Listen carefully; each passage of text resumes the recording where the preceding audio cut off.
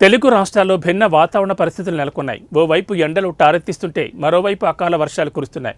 వాతావరణ కేంద్రం కీలక ప్రకటన చేసింది. రాబోయే 3 రోజులు ఎండలతో పాటు వర్షాలు కురుస్తాయని పేర్కొంది.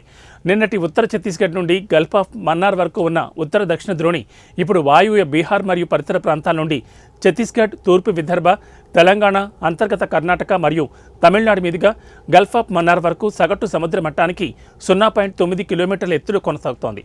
ఆంధ్రప్రదేశ్ యానాంలో దిగువ ట్రోపో ఆవరణలో దక్షిణ నైరుతి దిశగా గాలులు వీస్తున్నాయి.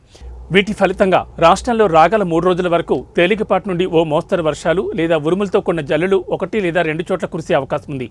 ఉరుములతో కూడిన మెరుపులు, బలమైన ఎదురుగాలులు గంటకు 30 నుంచి 40 కిలోమీటర్ల వేగంతో వీచే అవకాశం ఉందని వాతావరణ శాఖ తెలిపింది.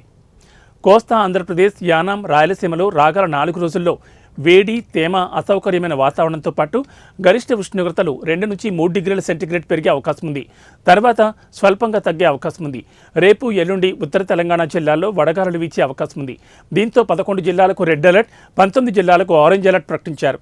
ఈరోజు ఆదిలాబాద్లో 44.3, నిజామాబాద్లో 44, మెదక్లో 42.8 డిగ్రీల ఉష్ణోగ్రతలు నమోదవుతాయి.